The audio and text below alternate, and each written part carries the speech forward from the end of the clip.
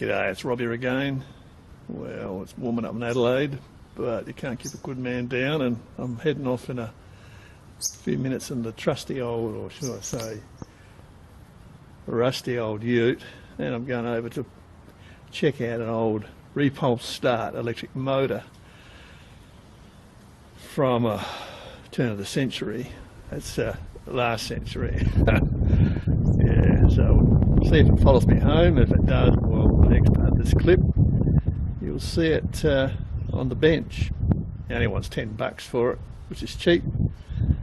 And even though I'm not really into collecting old electric motors, at the price it is so cheap that it's worth grabbing. And yeah, it could be a good investment long term. Plus I like that old stuff. You know, it's got some style about it. So we'll get in the old ute and we'll head over. Well, here it is, a 1915 patented repulsion start century motor. $10. Isn't that a beautiful looking thing? I mean, the pulley's worth $10. Got a few grass seeds and what have you. It's a bit hard to see. It's all there. The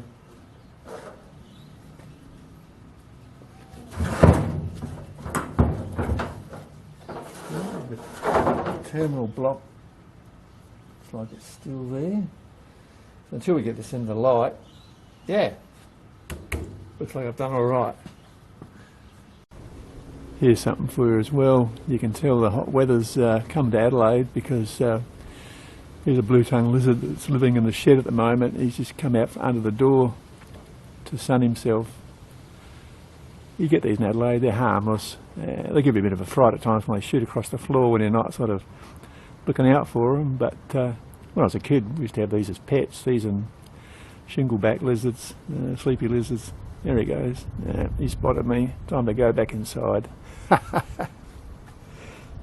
So here she is. And it's a beautiful looking old thing, I've got to say. But you know, the way they did the casting on these old motors, just beautiful. And I mean, yeah, they just don't make stuff like this anymore. And it's pretty heavy. It's equally as heavy as my big old McColl electric motor, big squirrel cage McColl that I've got on the Shoreblin, the little old 1930s 35 Shoreblin. And I mean, this would look great on a lathe, all done up. It's obviously got to have it cleaned down, stripped down. It's filthy dirty. The wiring is, yeah, dangerous as all hell. And the guy assured me it does run, so we'll try it in a minute and see. But these are a very interesting motor because they basically have, there's two motors in one. They have a wound armature for startup with a flat disc type commutator on the end. This is a 4-pole, so there's 4 brushes for each of the, one for each of the poles. Once it starts up on the central armature, stator, whatever you want to call it, it then disengages after it gets up to speed and just runs as a squirrel cage motor. So that's why these don't have capacitor start on them. They just basically rely on the torque from the armature to get them cranked up, get them going. But yeah, paintwork looks pretty good. It's rusty up here. It'll probably need a repaint. We'll see how it comes up. Maybe just the centre section. I don't know, we'll see. But it's certainly going to have to be gone right through. And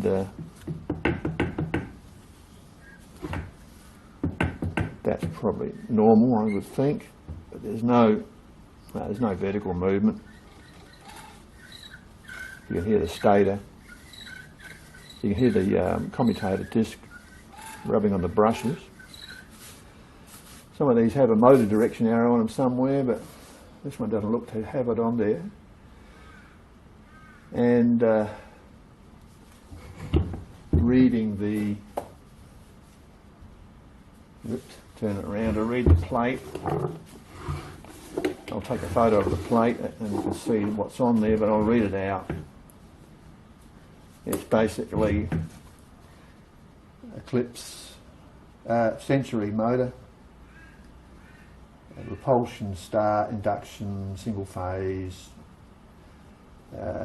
frame type M8X, 1/3 horsepower, 100 or 200 volts, which is unusual for these motors. They're normally 110 or 220, I think.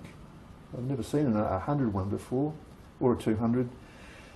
6 to 3 amps, which is basically what it should be dragging. 50 cycles.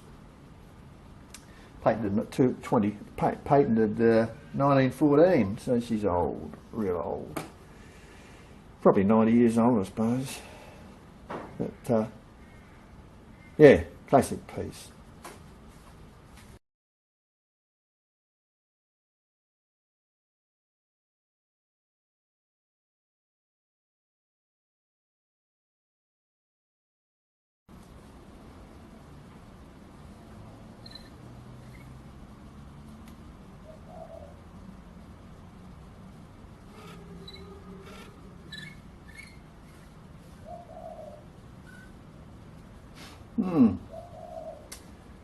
The wiring looks pretty good actually, apart from being filthy dirty.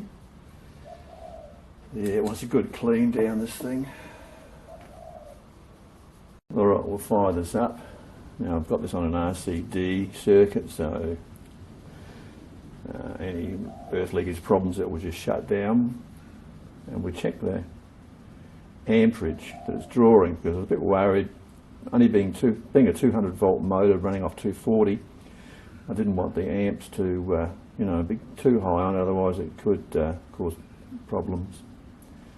So if it draws 4 amps or more, well, that'll be a bit much, but if it's rated at 3 amps, so we'll see what it does. We'll turn it on, give it a go. Right.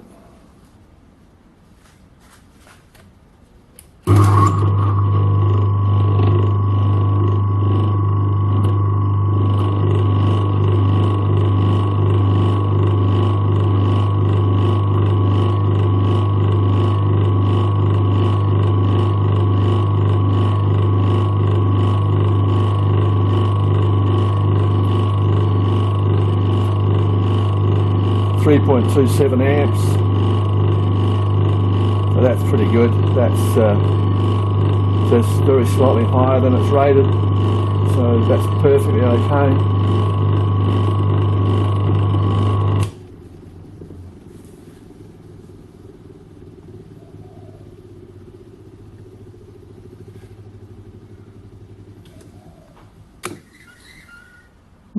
All good.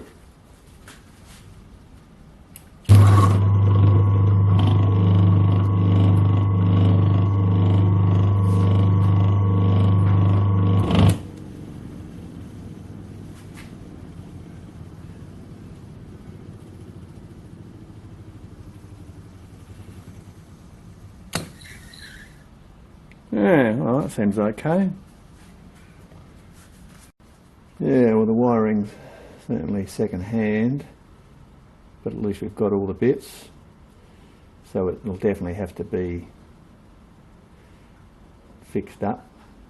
And yeah, someone can let me know how this works in. I'm assuming the wire's completely bare there. I'm assuming that that just links the start up and the run circuits.